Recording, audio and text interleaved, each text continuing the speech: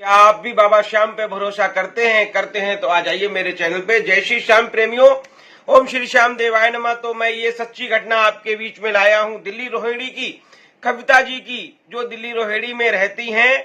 कविता जी अपने भाई, कविता जी की 3 बहनें हैं और एक छोटा भाई है। कविता अपने भाई बहनों में सबसे बड़ी हैं। उनके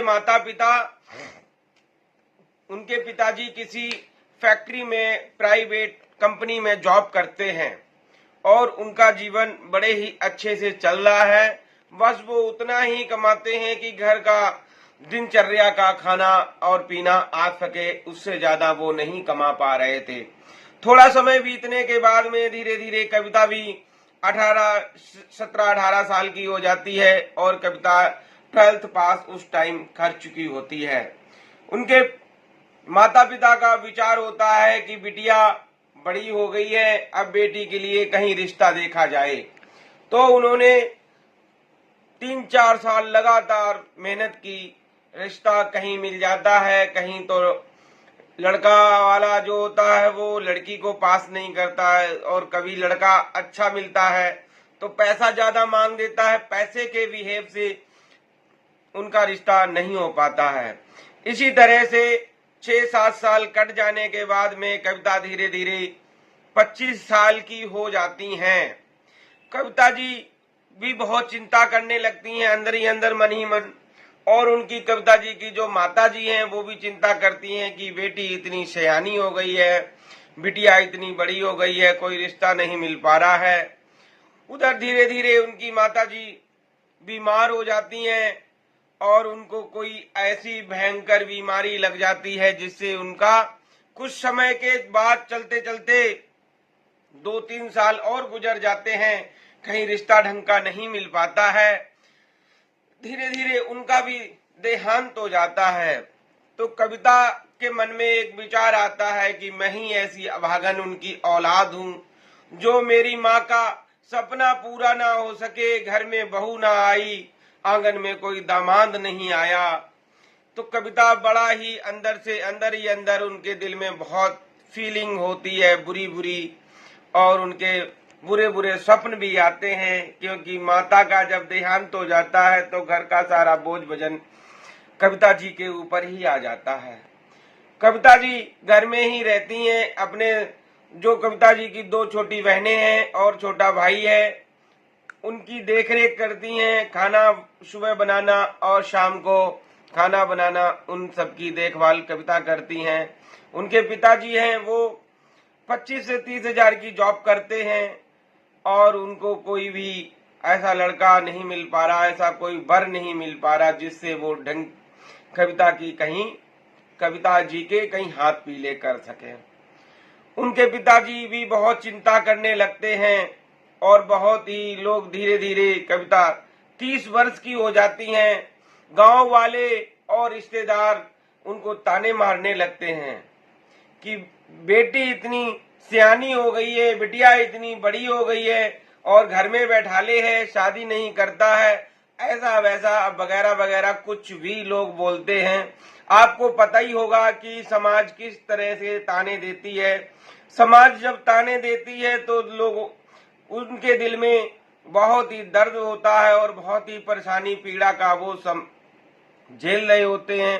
तो कहीं ना कहीं वो सारी बातें कविता जी को भी सुनने को मिलती हैं, क्योंकि कोई बात होती है, बात तो पता चल जाती है। उसके बाद में कविता जी सोचती हैं कि इतनी उम्र हो गई है, शादी भी हो नहीं रही है, कहीं ना कहीं कोई ना कोई समस्या फंस जाती है। कुंडली भी दिखा ली है और सब जगह जो भी ऋषि मुनि, तांत्रिक या कोई भी कह लो अपना ज्योतिषी वगैरह, कुंडली सब दिखा लिया, कहीं भी बात नहीं बन रही है। उम्र बढ़ते जा रही है। तो कविता जी भी सोच रही हैं कि क्यों ना हम भी किसी कंपनी में जॉब कर लें। पिताजी के सिर पे कब तक बोझ बन के रहेंगे। जो छोटे भाई बहन हैं उनकी तो शादी हो सके टाइम पे, और मैं अपनी जॉब करके अपना गुजारा कर सकूं। कविता जी ने धीरे धीरे करके किसी कंपनी में एग्जाम दिया और वो कंपनी में पास हो गई और उनको वहां पे जॉब जॉब मिल जाती है। कविता जी की सैलरी 25,000 रुपए होती है और कविता जी अपने आराम से आती जाती हैं, लेकिन कहीं ना कहीं उनके मन में चिंता तो चली रही होती है। तब तक धीरे धीरे छोटा भाई जो होता है वो लव मैरिज कर लेता है। लव मैरिज करके वो बहू को घर में ले आता है। पिताजी भी कहते हैं कि मेरा तो सारा सिस्टम ही बिगड़ गया परिवार का, बेटी की शादी नहीं हुई, बेटा ने लव मैरिज कर लिया, गांव वाले और ताना देते हैं और भला बुरा बोलते हैं, रिश्तेदार जो होते हैं वो और ताना देते हैं और भला बुरा बोलते हैं। इस तरह की प्रक्रिया चल रही होती है। कविता जी को बहुत टेंशन होती है दिमाग पे, कविता जी बहुत परेशान होती हैं और वो अपना घर पे जब आती हैं तो रोटी खाना बना के अपने भाई बहनों का, और उसके बाद में सीढ़ियों में बैठी रहती हैं, रोते रोते परेशान होती रहती हैं।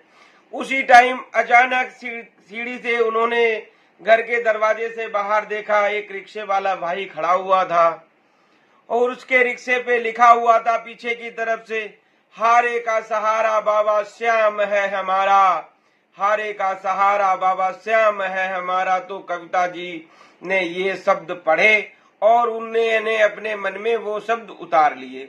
कविता जी मन ही मन जाप करती रहती थी, हारे का सहारा बाबा श्याम है हमारा। और ऐसे कुछ टाइम बीतता गया। फिर कविता जी के मन में एक बात चलती है कि ये कौन है हारे के सहारा बाबा श्याम है हमारा। तो उन्होंने यूट्यूब पे सर्च किया और देखा कि यूट्यूब पे खाटू वाले बाबा जो हारे के सहारे हैं, आज कलयुग में लोगों को जो लोग हार जाते हैं जीवन से, बिल्कुल जो जीवन को खत्म करने वाले होते हैं, बाबा वहां से शुरुआत करते हैं। तो कविता जी ने भी अपना जीवन समाप्त करने के लिए ही सोच रखा था। तब तक उनको पता चल जाता हारे के सहारे के बारे में, मोबाइल से वो देखती हैं और अपने जो उनकी सखी वगैरह जो सखी होते हैं उनसे पूछती हैं, तो वो बताते हैं कि खाटू श्याम में, जिला सीकर में खाटू श्याम है जगह खाटू, वहां पे श्याम बाबा का बहुत भव्य मंदिर है। वहां जो भी जाता है हारा हुआ, जीवन से हारा हुआ, वो वहां पे उसको जीवन मिलता है। उन्होंने भी इसी तरह करा। अगले दिन वो खाटू श्याम बाबा की बस में बैठ लेती हैं और वो खाटू सुबह सुबह पहुंच जाती हैं। बाबा से अरदास लगाती हैं, खड़े होकर गुहार लगाती हैं कि जो भी उनकी समस्या है, शादी नहीं होती है और घर में बहुत ज्यादा समस्या है क्योंकि उनकी माता का भी देहांत हो गया था, लोग उल्टा फुल्टा भी बोलते हैं, वो सारी बातें वो झेल नहीं थी। कहीं न कहीं उनके जहन में वो जहर भरा हुआ था जो लोग उल्टा बोलते हैं। सारी अरदास लगाने के बाद में, अर्जी लगाने के बाद में वो वहां से चली आती हैं। फिर वो रूटीन में अपना ऑफिस जाती रहती हैं और बाबा श्याम का नाम जप करती रहती हैं और वहां से बाबा श्याम का विग्रह भी लाती हैं, घर में भी पूजा पाठ करती हैं और अपने ऑफिस में बाबा श्याम की तस्वीर अपने पर्स में रखती हैं। जब ऑफिस में जाती हैं तो ऑफिस में भी वो चर्चा इसी श्याम बाबा की ही करा करती हैं।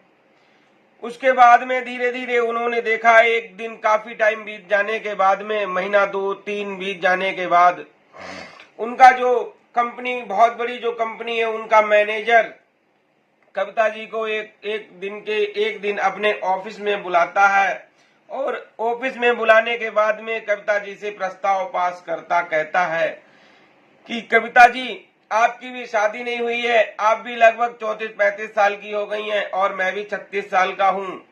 किसी कारणवश मेरी तो शादी हो गई थी पर मेरे कोई बाल बच्चे नहीं है घर में, लेकिन किसी कारणवश मेरी बीवी का देहांत हो गया और मैं इस टाइम अकेला ही रहता हूँ। मैं भी बड़ा परेशान हूँ और आपकी भी इतनी उम्र हो चुकी, आप भी बहुत परेशान हैं, तो क्यों ना हम दोनों आपस में शादी कर लेते हैं, एक घर बसा लेते हैं। तो कविता जी ने बोला आपका प्रस्ताव मैं मंजूर करती हूँ, लेकिन शर्त एक है, मैं अपने पिताजी और अपने भाई, अपनी बहनों से ये सारी चर्चा अपने परिवार में करूंगी। अगर वो एग्री हो जाते हैं तो मैं आपकी बात से सहमत हो जाऊंगी। उसी तरह कविता जी जब शाम को घर पहुंचती हैं और अपने पिताजी से कहती हैं कि ऐसे ऐसे कंपनी के मैनेजर ने मुझे प्रपोज किया है, तो पिताजी कहते हैं उनके कि बेटी वो इतनी बड़ी कंपनी का मैनेजर आपको कैसे प्रपोज कर देगा, आपके साथ शादी कैसे कर लेगा, हम एक गरीब इंसान है हम लोग, और वो कंपनी के मैनेजर इतनी ऊंची पोस्ट पे है, इतनी फैसिलिटी, इतने पैसे वाला आदमी। तो वो कहती हैं कोई नहीं पिताजी, जो उन्होंने बोला वो मैंने बोला, एक बार आप बात कर लीजिएगा। कविता जी के पिताजी ने नंबर लिया और उस मैनेजर से बात की, सारा बात बताई, अपनी भी कहानी उनकी भी सुनी और अपने परिवार वालों को बोला कि ऐसे ऐसे मैं अपनी बेटी से अपनी बेटी का रिश्ता करूंगा। बहुत बड़ा आदमी है जिसने मेरी बेटी को प्रपोज किया और मेरी बेटी को पसंद किया। तो लोग इस तरह उनकी शादी फाइनल हो जाती है और 2 महीने के अंदर अंदर उनकी शादी भी हो जाती है। इधर जब कविता जी 3 महीना पहले जब गई थी खाटू श्याम में अपनी अर्जी लगाने के लिए, तो उसी टाइम इन्होंने भी मांगा था कि मेरी भी शादी हो जाए, मेरा घर बच जाए। उसी टाइम वो 3 महीना पहले वो मैनेजर भी गया था, वो भी शादी की अर्जी लगा के आया था कि मेरा घर उजड़ गया है, मेरा घर बाबा बस जाए दोबारा तो मेरा भी जीवन यापन हो सके, 2 रोटी का सहारा हमें भी बन सके, घर जाए तो दीपक जलता हुआ मिले। तो बाबा श्याम की ये महिमा है। अगर बाबा श्याम का आप नाम जप करते हैं तो बाबा श्याम आपको जरूर ही कहीं ना कहीं वो आपका कल्याण करते हैं और आपको एक अच्छा राह दिखाते हैं। उनका एक ही नारा है कि हारे का सहारा बाबा श्याम है हमारा। जब इंसान दुनिया से हार जाता है, जीवन को खत्म करने वाला होता है, तो बाबा वहां से एक नई शुरुआत पैदा कर देते हैं, एक नया जीवन पैदा कर देते हैं, एक नई जिंदगी चल जाती है। उन्हें कहते हैं हारे के सहारे। अगर आप नाम जप करते हैं ओम श्री श्याम देवाय नमः, उठते बैठते सोते जागते चलते फिरते कुछ भी काम को करते हुए आप नाम जप करते रहिए, बाबा श्याम सारे रास्ते सारे दरवाजे खोलते चले जाएंगे। कितना बड़ा सा बड़ा कोई भी बड़ी सी बड़ी आपके सामने समस्या आ जाए, वो चुटकियों में पास हो जाती है, चुटकियों में खत्म हो जाती है। जैसे चुटकी बजाते हैं ऐसे सारी समस्या खत्म हो जाती है। बाबा के दरबार में जाकर के देखो, बाबा के दरबार में एक बार मत्था टेक कर देखो। ये दास ने आपको सारी ये कहानी बताई है और ऐसे ही नया नया वीडियो रोज लाएंगे, रोज नई नई कहानी आप सबके बीच में लाऊंगा। और मेरे वीडियो को अच्छा लगे तो चैनल को लाइक सब्सक्राइब जरूर करना। मेरा चैनल है भक्ति करो रेनू के साथ। इस चैनल को बहुत बड़ा करो। ये अभी 10-11 हजार सब्सक्राइबर है। ये चैनल आप सबका है प्रेमियों, खाटू श्याम के प्रेमियों, ये चैनल आप सबका है। इस चैनल को बहुत बड़ा करो, ग्रोथ करो। ये चैनल को मैं देखना चाहता हूं कि अगले आने वाले 1 साल के अंदर अंदर इस चैनल पे 1 लाख सब्सक्राइबर होने चाहिए। तो मेरे श्याम प्रेमियों, आपको वीडियो अच्छा लगे तो 10-10 लोगों को शेयर करना। कोई अगर टूटा हुआ व्यक्ति अगर अपनी जान गंवाने जा रहा है, अगर उसको जीवन दान मिल जाता है तो आप क्या बिगड़ेगा? आपका कुछ नहीं बिगड़ेगा मेरे श्याम प्रेमियों। उसका जीवन बन जाएगा और आपको दुआ मिलेगी। आपके बच्चे पढ़ेंगे लिखेंगे, आपके बच्चे अच्छा भविष्य बनाएंगे। कोई डॉक्टर बनेगा, कोई इंजीनियर बनेगा, कोई डीएम बनेगा, कोई एसडीएम बनेगा, कोई अधिकारी बनेगा। सब बाबा की कृपा होगी तो सब अच्छा होगा। जय श्री श्याम प्रेमियों, जय श्री श्याम।